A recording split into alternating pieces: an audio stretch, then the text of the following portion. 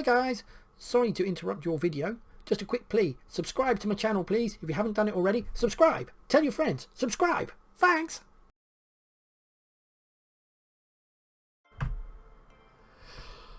Direction signs. Right, so a little quick recap. Remember the colour background. So blue motorway, green primary A roads, white is non-primary roads, and brown is tourist attractions. Brackets. That means a future road, road classification, or direction of travel. So, future road. Let's give you an example here. So you're driving along this road here, coming to this roundabout. You see this road sign. Guildford and Farnham here are the second exit onto the A331, but then we need the A31. So you see here, Guildford and Farnham, A331, and then A31. The A31 is in brackets, therefore that means it's a future road. Right? Then down here we see this road sign. So we are driving on the A331 because that means that we go down here onto the A331, which is that road there. And we're now driving on the A331. So here it says turn left to go towards Guildford, which would take us along the A31 to Guildford, or you go ahead here as you go ahead of that road and then you follow it down and then you end up in Farnham. Alright, so brackets mean a future road. Just want to highlight to you what the arrows mean.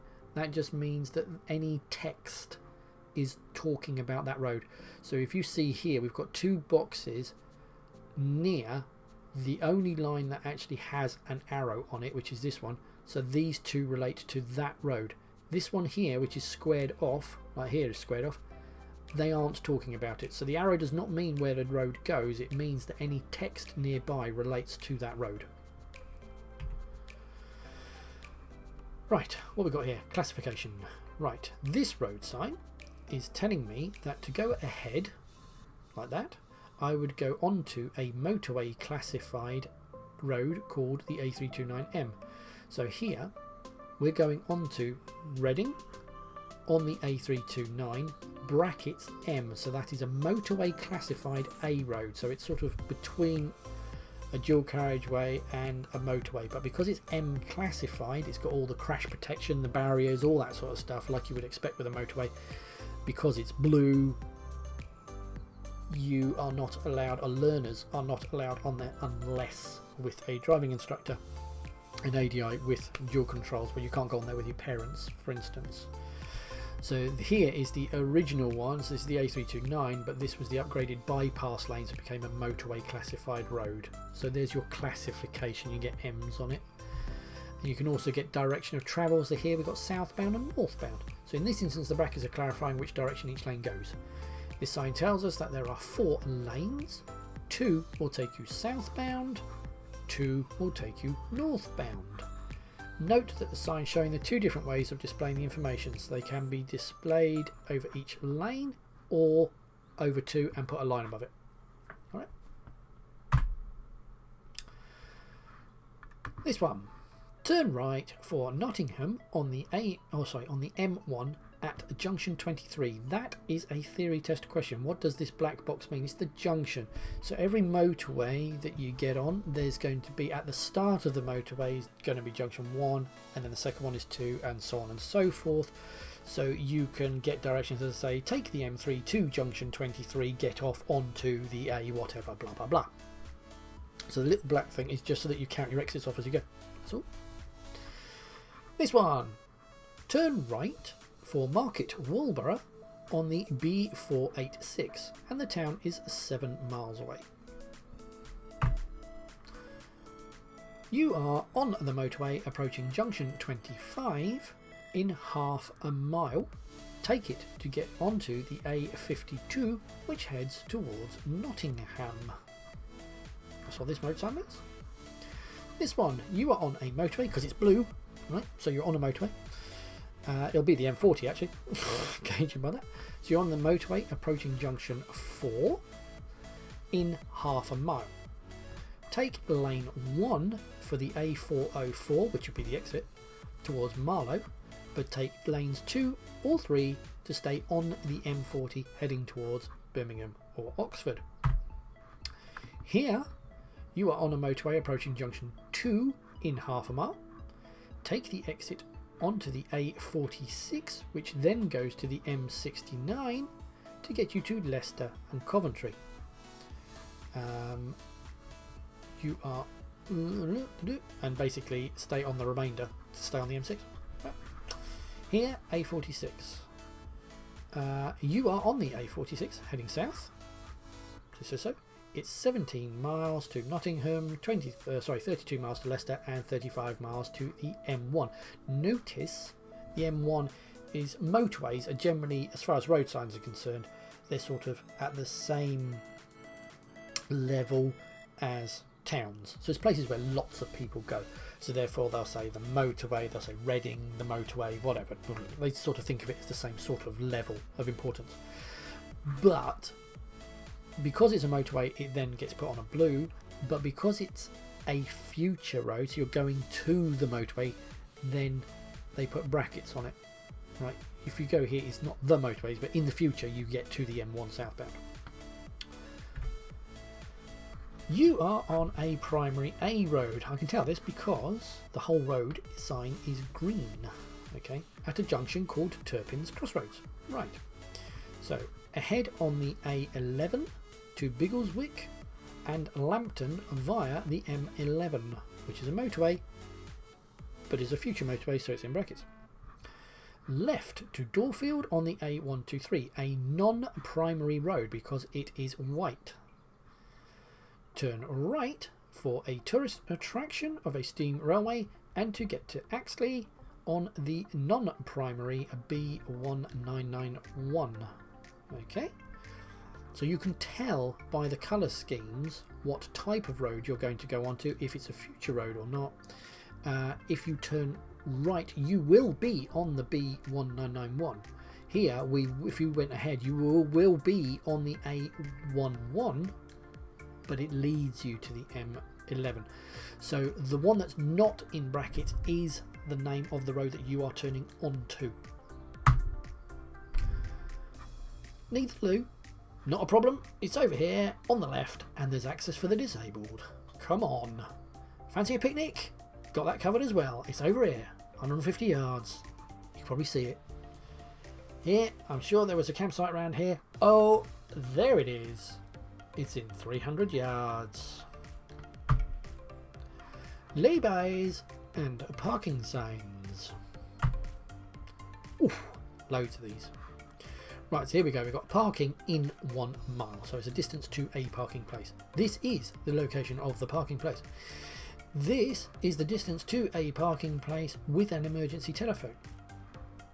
This is the parking place with an emergency telephone.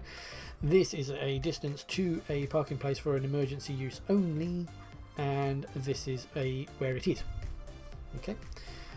Here we've got a parking place for buses only, 24 hours a day, because there's no time limit underneath.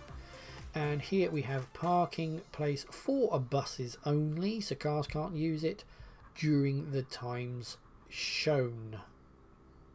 All right, so on Sunday you could park there. Right, parking place for pedal cycles, fine. And then you've got all this lot, solo motorcycles. Well, it's just basically you're just parking for those people. Then we've got free parking for all vehicles on Monday to Saturday. Free parking, is it? Okay, well, it's parking. Oh yes, because it would say meter otherwise. So parking for all vehicles from Monday to Saturday between 8 AM and 7 with a 20-minute time limit. But there's no limit outside of those. And this no return within 40 minutes thing is that traffic wardens, when they come around, they take a note of when your car was there. So if you left and came back, they wouldn't know that you have left and come back, and then you get a ticket because you were there for too long. So they're saying to you that this traffic warden comes round every 40 minutes so that he gets to see that you left. Therefore he wipes you off his list. So if you came back again, he puts you back on the list, but you don't get a ticket. That's what it's for. So don't come back within the time frame that they say, otherwise you might get a ticket. Right, here we go. So we've got free parking for motor cars only, Monday to Saturday between those times, for 20 minutes only. Don't come back within 40 minutes. And you've got free parking for solo motorcyclists with an hour limit at all times. So it's free parking for an hour, but you can't come back for 2. Then we've got disabled badge holders, permit holders, resident permit holders. So for instance, the council issued permits to people who live on the edge of the road and there isn't driveways or anything. Then they will have a permit sign. So if you have a permit, they pay the council so they can park outside their house. Fine. And so if you have a permit, you can park there during those times. Outside of those times, you can park there if you don't have a permit. Right, here we go. You've got pay at machine. Pay at machine, display tickets. Well, here we go. Loads of them. Have you paid? So it's just a reminder. That's normally as you leave the area where you should have paid.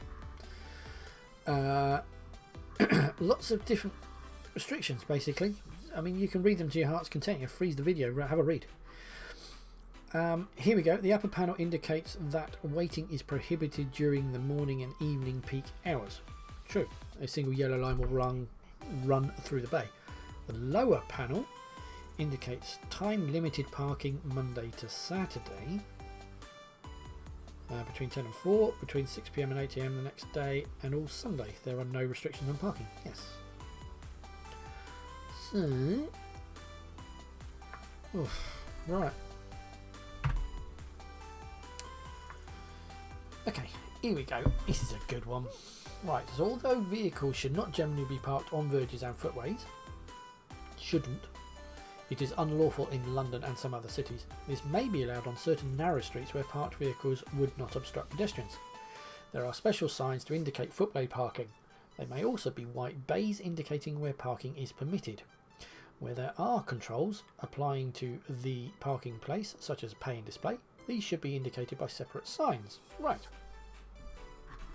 So here we've got, you're basically the curb, so you may be parked partially on the verge or footway. Here you may park wholly on the verge or the footway. Here there is a time constraint on when you can do that. That's the end of the constraint. And here you can park on the footway partially, but you've got to be in a bay. So this is in Croydon. Here we go, there's your sign saying that they can park wholly on the verge, and they have. And then you get this one to say it's the end. And here is an example. This one, look, the sign says in marked bays again. So they can park wholly according to that, but this is just an example of a road sign, which is the partially parked one. That one. Right, park and ride. So you get these signs. So park and ride in 300 yards. That means you park your car, jump onto a bus. It's to cut down on congestion. So you've got, this is actually in Guildford. That's it, Guildford.